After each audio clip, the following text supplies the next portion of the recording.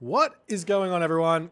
My name's Boit, and I'm back with some more Age of Mythology. The Titans action spawning in the left side of the map in the blue color. Playing as Set. His name is Joe. His opponent today in the red color playing as Loki. His name is Shadowfaxx. The map is Frozen Wastes. And this is the 9/10 show match. Extra show match. Extra content, why not? For the Champions League. These are the two players from each of their group. They barely missed out on the playoffs. And we felt that it would be a nice gesture to say, hey, have a show match. I believe the prize was $50. So it's a best of 5 in the same format of Champions League to get a little bit of the, how do you say, revenge? A revenge match to some degree? I don't know. But an incredibly interesting matchup nonetheless. I think both of these players, in their own right, if they were in the playoffs, could have gotten to the finals and could have won. So it's just a testament to how strong the players are and how close the competition is in Age of Mythology at the moment. I think that's a really, really big thing. So we'll see how it's going to go. I'm surprised to see Shadowfaxx going in with the Loki here. He's much more of a, when he plays Norse, he's much more of an Odin or Thor player. But the Loki is also, has been incredibly strong and is incredibly strong. A very, very big pick in Champions League thus far. Incredibly high win rate, lots of success. But we haven't seen a whole lot of Set outside of, I guess Yoshi has got a very unique Set, but a very standard, high caliber Set player. Outside of Joe, doesn't really exist in Champions League. Yoshi obviously has got his unique Set. It's a very specific type of Set. But we'll see how it's going to go as the temple is coming up. And Joe, at this point, looks like he is doing Joe things, going for a very, very fast advance time as Joe's priest has been sent back home. He's been sent packing. I don't know if he went for the walrus straight away and got sent away by the Ulfsark, but it didn't quite work out for him. As Joe finishes up on those caribou, going to be moving forward. The temple here looks like it will be finishing up very, very fast, but Joe doesn't have the food because he didn't get any conversions off here in the early game to send that hunt back to eat it. So it's going to be a later advance nonetheless because of the spawn and all the things that happen. One thing you can do here, in my opinion, with Set, if you're really worried about your opponent preventing you from getting the hunt, is send one villager forward with the priest, or send the priest forward onto the wall, or send one villager forward and build a house here. Build a house until the walrus gets finished, and then you can send the villager back home. Bit of resources lost, but you get your walrus and you can keep yourself going. As we do see a 430 advance coming through here for Joe. And the question is, what sort of a strategy is Joe going to be going for in this game? Fairly clear what the Loki player wants to do. The Loki player wants to build Herser, wants to build Hall of Thane's Herser at that, and wants to get some sort of a timing attack with the Heroic Age, given that Loki here is against Set as opposed to against Ra or Isis. Loki's late game gets even stronger here because Fire Giants don't have a solid counter. Priest, obviously not that bad with Funeral Rites, but a solid counter in that Mummy's one-hitter Fire Giant. They're a solid counter, right? So that's Shadowfaxx's plan. Get to Fire Giant, win the game. Joe, on the other hand here, the big advantage of playing Set in this matchup, it's not the early game shifting sand shenanigans that Set can do. It's not Animals of Set or anything like that. It is shifting sands, but the usage of shifting sands in this matchup that is just so strong is a classical fight with the intention, as we do see the vision getting thrown down here. Temples look to maybe steal some goats away. But what you want to do is you want to get yourself a classical fight, forcing flaming weapons, and then you're simply just shifting sands away from the flaming weapons and you win the game. That is the main advantage that Set has in this matchup, as well as a myriad of other things that Egyptian has advantages over the Loki player, the Norse players, but obviously also Loki has got advantages over Set here as well. So this is the thing that you have to find advantages here, and we'll see how it's all going to go as the Axemen are starting to get trained here. The animals are Set moving forward. Personally, I don't like using these gazelles as Set in the army. They 13 HP, 0.5 favor you're giving to your opponent, and you can hunt them in your main base with those villages that are popping out. As, oh, Joe, how do you get... Joe's housed. Oh, dear. This is a nightmare for Joe at this point.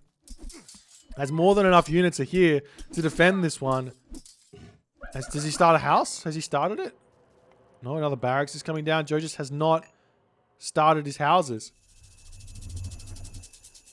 Wait, what was that? Oh, that was the healing spring.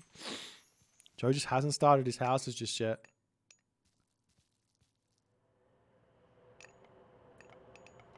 He still hasn't started his houses.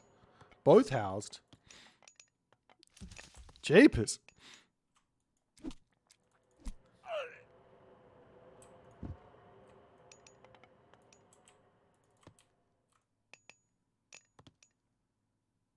Is he still not realized? The units are going to start moving across the map here. Can he even win? I don't think he can win this fight. Shadowfaxx is getting his units out, spending his resources. Joe's at 500 food, 200 gold. There's the houses coming up now. Oh, that's so unfortunate for Joe. I think he must have thought that he'd already queued the houses up all around, and it's like no reason for him to be housed, right? Generally speaking, the way that Egyptian players play is once you go into the classical age, you just get one villager and you just build all 10 of your houses around your towers. Don't have to think about it anymore. But in this game, it seems Joe was a bit distracted. He's getting himself both upgrades to kind of make up for the fact he's housed. But this is going to put him back so far in this game. And Shadowfaxx is going to be able to run rings around him with his speed and everything else. As Joe moves back into his main base, he does have himself 15 favor. He's got himself that one monument, so he can build some Gazelle set and keep himself pumping here in this game. As the army pushes forward, these units over here being very sneaky. Shadowfaxx could potentially get around the back of this and start a fight here. He's definitely going to be winning these fights as his army groups up. Those throwing axemen are going to be doing a lot of damage to the spearmen. Unfortunately for Shadowfaxx, he can't get around the back of Joe here. Shadowfaxx is just zooming up to full population. Look, did he even get himself Hall of Fames?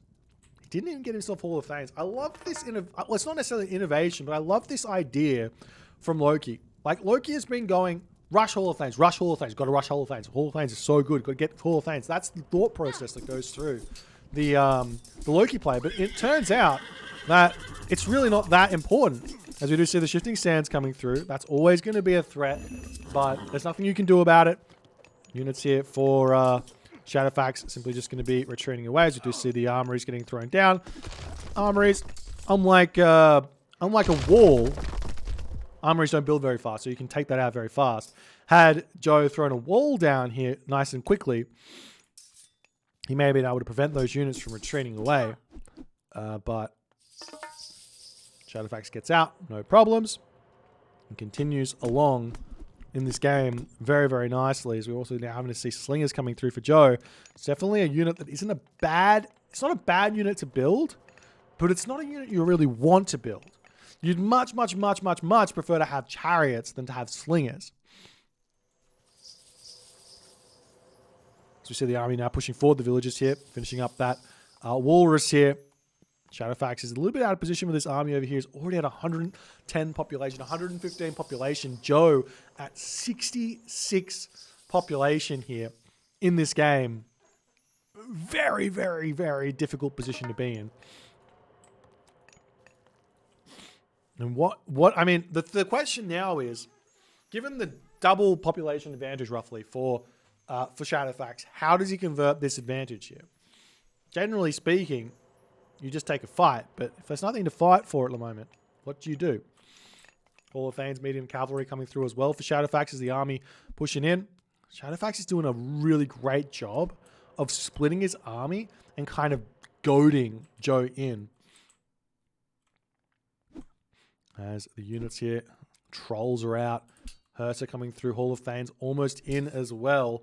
It's going to be a big, big thing here as the raiding cavalry trying to get onto that Pharaoh there as well. Joe now at 90 population is just retreating back to his main base, getting himself some Wadget out, trying to spend that favor.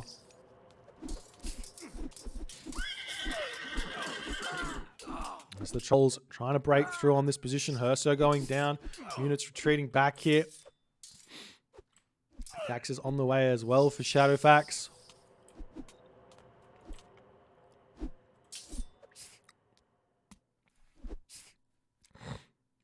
Shadowfaxx here. With Town Center coming up onto this hump, that's going to be a really tough thing for Joe to deal with. I mean, and who really wins this fight after all is said and done? I don't really know. The thing that is really worrying about these types of fights from the Norse perspective is if you don't have the production to rebuild your units, it can be really, really tough. But it looks like with all of those myth units out here for Shadowfaxx, there's just not enough priests and pharaohs here. Do we see the hands of the pharaoh in? No hands of the pharaoh, so those priests have only got themselves 12 range, which means the trolls effectively can sit way in the back and not take any damage. As Shadowfaxx does kind of get a little bit too overzealous with his army, and Joe kind of equalizing to some degree as Hammer Trolls coming down. The trolls getting taken down as they're retreating away. And we do see Shadowfaxx getting a little bit of the speed, walking shenanigans in. Raiding cavalry queuing up over here as well as the gold villagers on this position. After the chaotic early game that happened here for Joe, he's kind of fixed his problems. But with the town center still coming up here, Joe not paying attention. Once that goes up, there's no pushing this position. It's really tough for a classical fight Egyptian player to push this position. As the town center is getting very, very close. Shadowfaxx here, 2600 HP. We do see one Thrown Axeman getting attacked there, and the town center gets denied at 2700 HP. Beautiful play here from Joe, barely preventing it. If Shadowfaxx had a handful more units on it, it would have been up. As Joe pushing forward yet again, we do see the Hammer Trolls are in this position. The raiding cavalry over here need to get brought back to take this fight here. In this position, there's only one spearman. So match raiding cavalry here for Shadowfaxx and potentially like Copper Mail would be a very, very huge unit composition switch up here for Shadowfaxx moving forward. As the raiding cavalry moving back. But Shadowfaxx at 95 population here. As we see one troll getting taken down. The Iron Hiar getting cleaned up there as well. As the raiding cavalry coming in, we do see the Pharaoh getting taken down, which does mean the myth units will be very difficult to deal with, but there's not that many myth units remaining here as the raiding cavalry surrounding here. The fact of the matter is, while raiding cavalry are decent against Axemen, they aren't a hard counter. They're a soft counter, so you still need to kind of match the population to win these fights. As we see Joe here happily continuing to trade. As in the main base here, this is the problem with Norse, and it's always a problem with Norse, and you have to play ahead of it. You basically have to. If you're at full population with Norse, and you're not training units anymore, and your resources are popping up, building. You just have to get those longhouses down. You can't be floating 500 wood in the bank here. You need to have 10 military buildings here. Look at all the resources in the bank for Shadowfaxx versus Joe here. As it does look like now, Joe's struggling a little bit with these fights, but he's now making those spearmen out. Which does mean it's kind of, you kind of have to, from Shadowfaxx's opinion, or his position here, you have to kind of be looking to see, are those spearmen getting built? Are those axemen getting built? Do I build Hersa? Do I build raiding cavalry? That's the question you have to ask. At this point now, it looks like Joe, he doesn't have any more priests here, so those trolls are going to start being very, very big here. Is Joe going to be retreating back into his main base?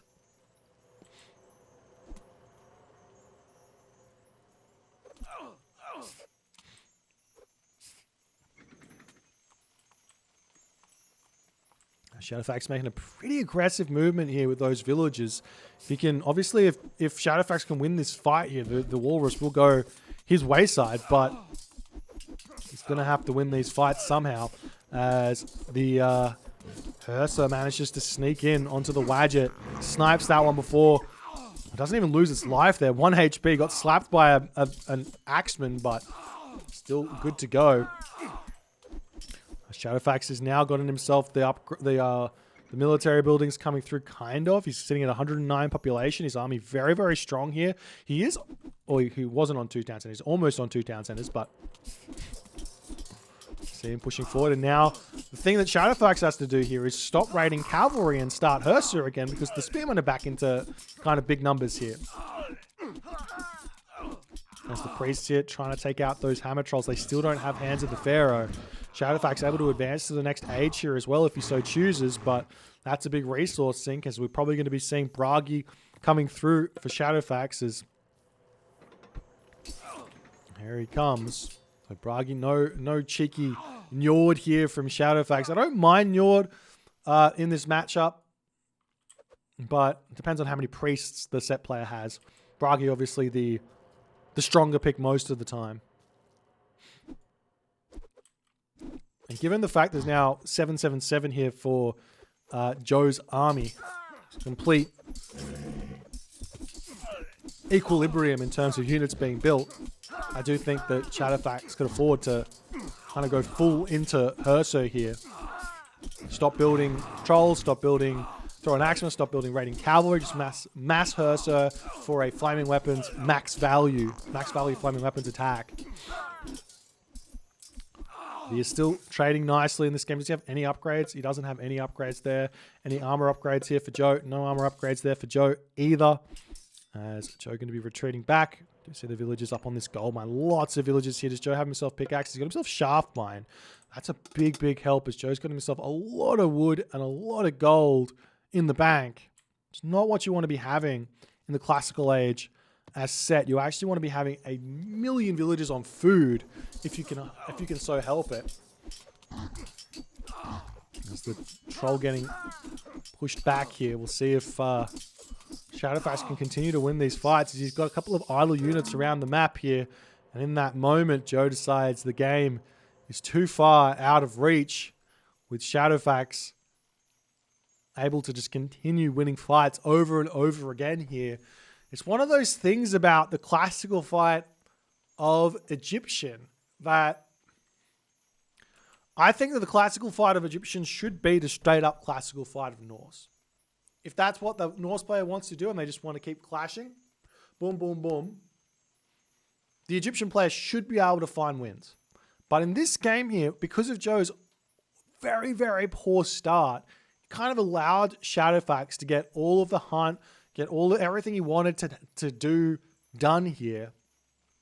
And I really like the kind of delayed Hall of Fanes, like deciding to move away from the Hersa, not being so in love with the myth unit spawns, and making it work really nicely here against this classical fight. The other thing here for Joe is when you're going for a classical fight as set, one of the most important parts or most important advantages of set against, say, a classical fight of Ra or Isis is that you can make Gazelle of set. And what does that mean? It means you have your villagers completely safe in your base hunting, whereas your opponent's villagers are not safe. So if you can get yourself 2, 3 monuments and make Gazelle of Set in the classical age after all the hunt is exhausted, you can really, really find a solid advantage in this map. But things not going the way here, wayside of Joe here. Shadowfaxx getting the best of him in this first game. We'll see how things go in game number 2. If you guys enjoyed it, please consider hitting the follow on the Twitch. If you're on the YouTubes, hit that subscribe button. And I'll see you guys in the next game.